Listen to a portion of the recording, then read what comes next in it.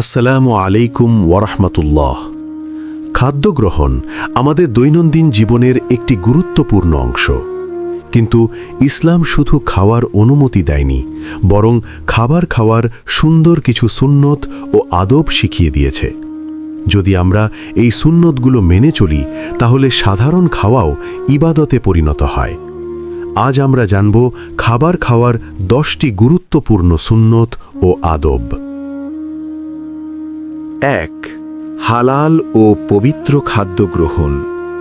ইসলামের প্রথম ও প্রধান বিধান হল কেবল হালাল এবং পবিত্র খাদ্য গ্রহণ করা। আল্লাহ তাআলা বলেন, হে মুমিনগণ, আহার করো আমি তোমাদেরকে যে হালাল রিজিক দিয়েছি তা থেকে, এবং আল্লাহর জন্য শুকর করো যদি তোমরা তাঁরই ইবাদত করো। সূরা আল বাকারা, আয়াত 172। হালাল খাদ্য বলতে সেসব খাবারকে বোঝায় যা ইসলামী শারিয়া অনুযায়ী অনুমোদিত এবং অবৈধ পন্থায় উপার্জিত হয়নি। 2. খাওয়ার আগে ও পরে হাত ধোয়া। পরিষ্কার পরিচ্ছন্নতা ঈমানের অঙ্গ। খাবার গ্রহণের আগে এবং পরে হাত ধোয়ার নিয়ম রয়েছে। এটি স্বাস্থ্যবিধি রক্ষার জন্য অত্যন্ত গুরুত্বপূর্ণ।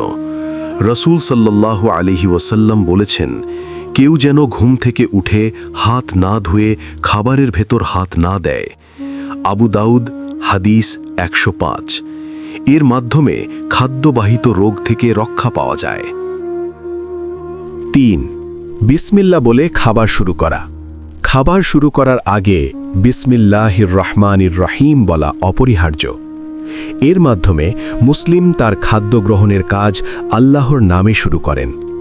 রাসূলুল্লাহ সাল্লাল্লাহু আলাইহি ওয়াসাল্লাম বলেছেন, যখন তোমাদের কোনো ব্যক্তি খাওয়া শুরু করে তখন যেন সে বিসমিল্লাহ বলে। তবে কেউ শুরুতে বিসমিল্লাহ বলতে ভুলে গেলে মাঝখানে মনে পড়া মাত্রই বিসমিল্লাহি আউয়ালাহু ওয়া আখিরাহু বলতে হবে। সহিহ তিরমিজি, হাদিস নম্বর 1858। বিসমিল্লাহ বলা খাবারের বরকত বাড়ায়। 4. ডান হাত দিয়ে খাওয়া। খাবার গ্রহণ ও বিনিময়ের ক্ষেত্রে ডান হাত ব্যবহার করা উচিত। মহানবী সাল্লাল্লাহু আলাইহি ওয়াসাল্লাম এ ব্যাপারে নির্দেশনা দিয়েছেন। রাসূলুল্লাহ সাল্লাল্লাহু আলাইহি ওয়াসাল্লাম বলেছেন, তোমাদের প্রত্যেকে যেন খাওয়ার সময় ডান হাতে খায় এবং ডান হাতে পান করে, কারণ বাম হাতে শয়তান পানাহার করে। সহিহ তিরমিজি, হাদিস নম্বর 1800। 5. পেট ভরে না খাওয়া। ইসলামে পেট ভরে খাওয়া নিরুৎসাহিত করা হয়েছে। অতিরিক্ত খাদ্য গ্রহণ শারীরিক অসুস্থতার কারণ হতে পারে। রাসূল সাল্লাল্লাহু আলাইহি ওয়াসাল্লাম বলেছেন, মানুষ পেট হতে অধিক নিকৃষ্ট কোনো পাত্র পূর্ণ করে না। মেরুদণ্ড সোজা রাখতে পারে এমন কয়েক গ্রাস খাবারই আদম সন্তানের জন্য যথেষ্ট। তার চেয়েও বেশি প্রয়োজন হলে পাকস্থলীর 1/3 খাদ্যের জন্যে, 1/3 পানীয়র জন্যে এবং 1/3 শ্বাস প্রশ্বাসের জন্যে রাখবে। সহিহ তিরমিজি, হাদিস নাম্বার 5192। 6. খাবারের দোষ না ধরা। খাবারের দোষ ধরা থেকে বিরত থাকা উচিত। এটি রান্নাকারীর মনে কষ্ট দিতে পারে এবং আল্লাহর নেয়ামতের প্রতি অকৃতজ্ঞতা প্রকাশ করে। নবীজি সাল্লাল্লাহু আলাইহি ওয়াসাল্লাম কখনো খাবারের দোষ ধরতেন না। যদি তার পছন্দ হতো খেতেন, আর পছন্দ না হলে ছেড়ে দিতেন। 7. খাবার অপচয় না করা। খাবার অপচয় করা ইসলামে কঠোরভাবে নিষিদ্ধ। আল্লাহ তাআলা বলেন, হে বনি আদম, তোমরা প্রতি সলাতে তোমাদের বেশভূষা গ্রহণ করো এবং খাও, পান করো ও অপচয় করো না। নিশ্চয়ই তিনি অপচয়কারীদেরকে পছন্দ করেন না। সূরা আরাফ, আয়াত 31। রাসূল সাল্লাল্লাহু আলাইহি ওয়াসাল্লাম পাত্রের শেষ অংশ পর্যন্ত চেটে খাওয়ার কথা বলেছেন, যাতে কোনো খাবার নষ্ট না হয়। অপচয়কারী শয়তানের ভাই হিসেবে পরিচিত। 8. খাবারের পর আলহামদুলিল্লাহ বলা। খাবার শেষ করার পর আল্লাহর প্রতি কৃতজ্ঞতা প্রকাশ করা অপরিহার্য। খাবারের পরে আলহামদুলিল্লাহ অর্থ সমস্ত প্রশংসা আল্লাহর জন্য, বলা উচিত। রসূলুল্লাহ সাল্লাল্লাহু আলাইহি ওয়াসাল্লাম বলেন, যে ব্যক্তি খাওয়ার পরে এ দোয়া পাঠ করবে তার আগে পরের সকল গুনাহ ক্ষমা করা হবে। আলহামদুলিল্লাহিল্লাযী আত'আমানি হাযা আত-তা'আমা ওয়া রাযাকানিহি মিন গায়রি হাওলিন মিন্নি ওয়ালা কুওয়াতিন গুফিরা লাহু মা তাকদ্দামা মিন যামবিহি ওয়া মা তাআখার।